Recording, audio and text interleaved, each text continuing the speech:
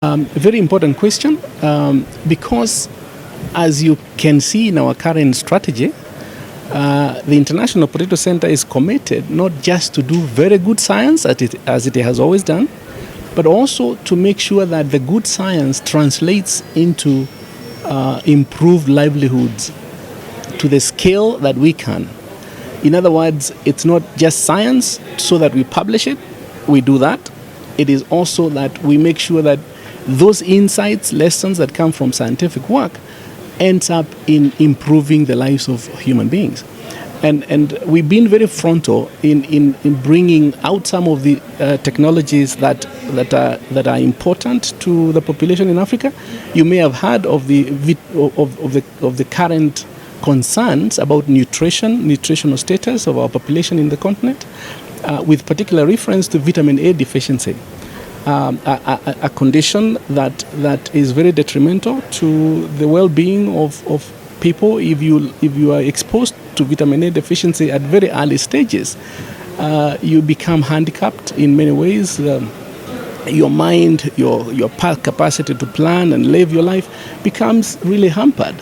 So the fact that we've got the orange flesh sweet potato that we have developed in the institute is important to reach out to this population that needs it to improve their vitamin A status. And so we've been working very hard to partner with private sector, with the government and so on to get this technology in the hands of those who need it. We are also interested in the potato itself. You call it Irish potato here, I suppose.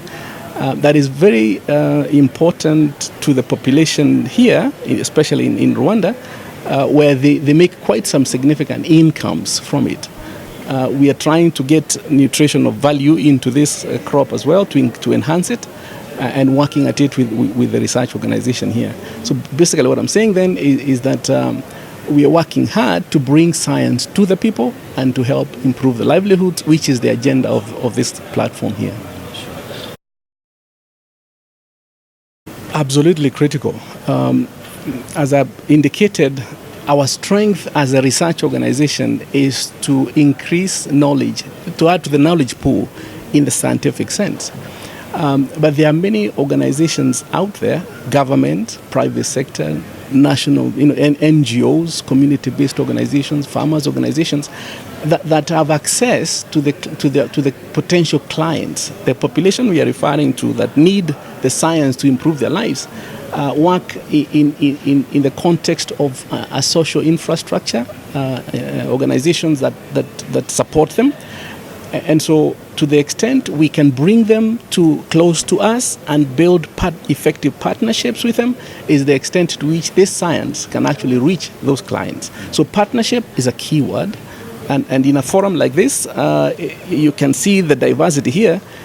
We carefully pick and choose those that bring value to what we do, and we add value to what they do. Then on the basis of that, we partner and reach out. I think that agriculture in Africa requires investment in technology, because that is a big driver in development.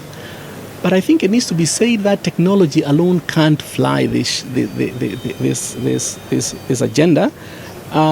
Equally important is capacities in the institutions that support the populations we are thinking of.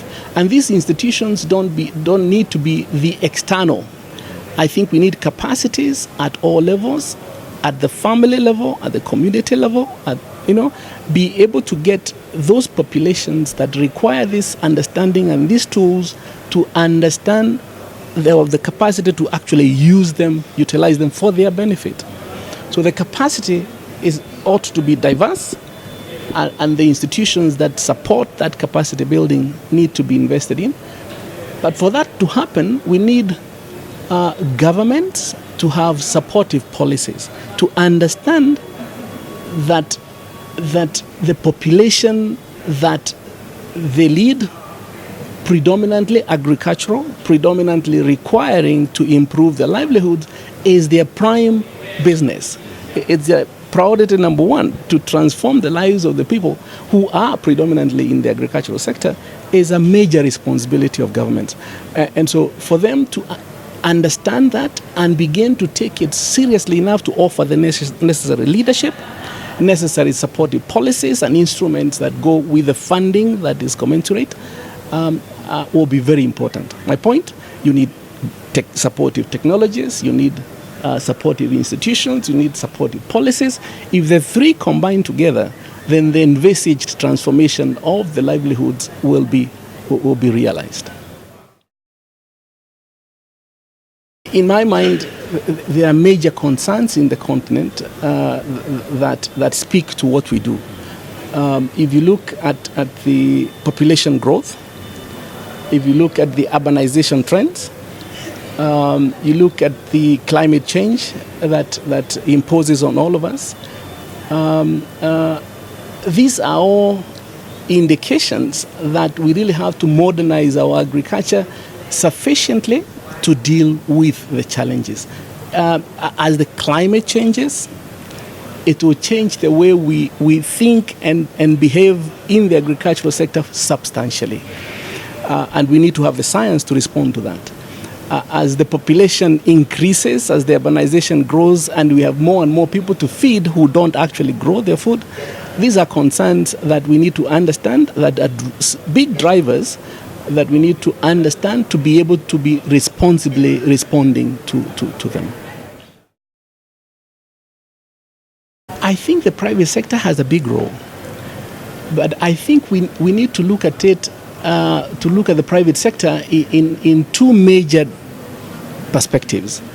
A prime one, in my view, in societies such as Rwanda, such as the African continent, we need to ask ourselves, how do we facilitate private sector growth in the population that we are responsible for? In other words, what support, what capacities, what science, how do we build private sector? If you think of it, every farmer out there is a private sector agent. But in many ways, we see them as if they are outside the private sector realm.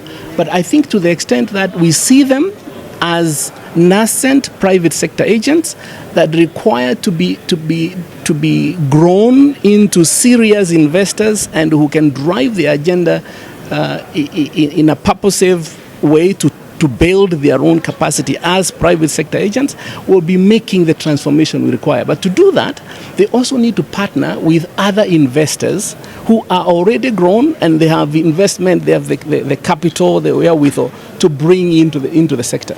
I fear that many times we think of private sector and think of those. I think they're important, but I think we need to figure out how to bring them in ways that help nurture those that are also growing in the continent. If that happens, then we have great potential to transform the sector in ways that we desire. Tell me. I need to say that the International Potato Cener really specializes in roots and tubers. And lately, we've got a network that broadens that umbrella to include banana and RTB, roots, tubers, and banana. But if you ask me for an example of a technology that we are really proud of and that has become very important to many, is being asked for across the board, is the orange flesh sweet potato. As I said, it is a sweet potato that has strong vitamin A nutrients in it. And so because most of the populations, especially the smallholder farmers, actually grow and consume sweet potato widespread, it becomes a very interesting technology because you're adding on to what they already know, you're adding on to what they already are using. So if you take a small portion of land to grow a little, you actually are able to supply the vitamin A that you require. So to me, it's been a very important intervention that most countries in Africa have been asking for. The challenge has been to be sure that the varieties that we generate can meet the varying conditions in the agroecological sense, but also in the tastes and preferences of those that consume. And we've been working very hard to make these adjustments of the technology. The potato also, especially in Rwanda, has been a big attraction because of its income potential. But we are trying to biofortify it also, just like the orange flesh sweet potato, to bring in iron and zinc, because we think such a popular cash-generating product, added, fortified with vitamins and so on, would be a big addition. So we are working with the Rwanda government here to make that happen, to expand the scope for potato work as well.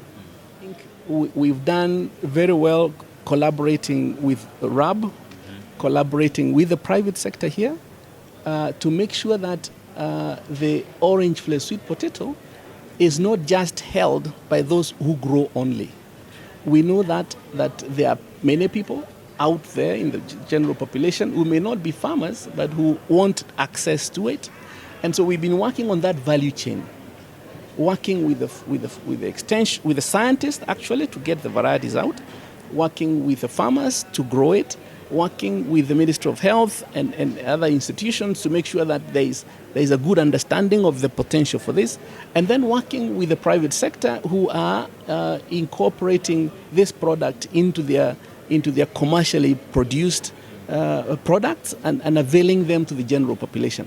I think this kind of value chain development that we are working in Rwanda is a good example, because once they picked up the way they've done and the product is now in the market, that drives more production, it drives more consumption, and it's done through agents that have a strategic interest in continuing to do this long after we are gone.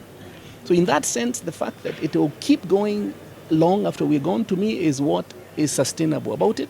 And I think it's an interesting model for others, even for ourselves, to continue to build on in other countries. I think it's very important for us to be documenting the impact of what we do consciously and deliberately.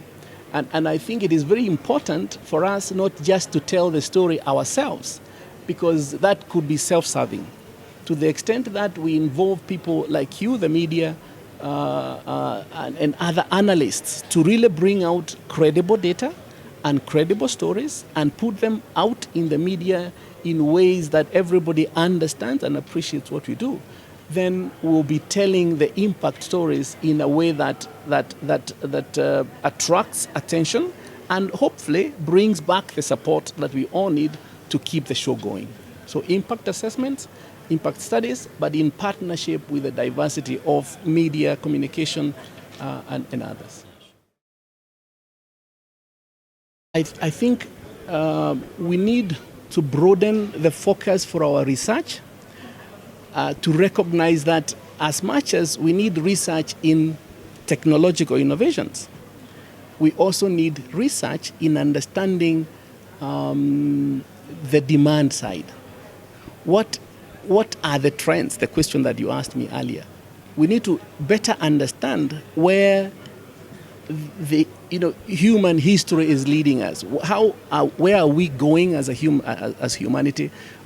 What do we require to meet the emerging needs? That kind of work has not been very entrenched in the research paradigm. I think we need to build it and be sure that what we produce in technological terms is really meeting anticipated needs of the future. And I think we also need to strengthen our research in understanding better how to build institutional dynamism. Institutions that become learning institutions that grow with time, that are able to understand they were created for one purpose at a point in time, and as that purpose changes over time, they are able to innovate themselves and grow to meet emerging needs into the future. I think we are not very good at that. Our institutions tend to be created and gain a life of their own and get static. I think to the extent we can learn how to do the necessary research that drives them to be innovatively, proactively learning and growing is a promise to humanity. But I think the last point I want to make is about policy research. I think many times we assume that policymakers, because they hold big offices, responsible offices, they always understand where they need to take the discourse and policy making. To the extent that we can do serious research that informs what they do and then engage them and keep them informed and up to date with the research findings, then the more they are likely to be responsive to what the society needs. So basically what I'm saying is that those three areas of innovation require to be backed up with necessary and relevant research agendas: technology, policy, and institutions.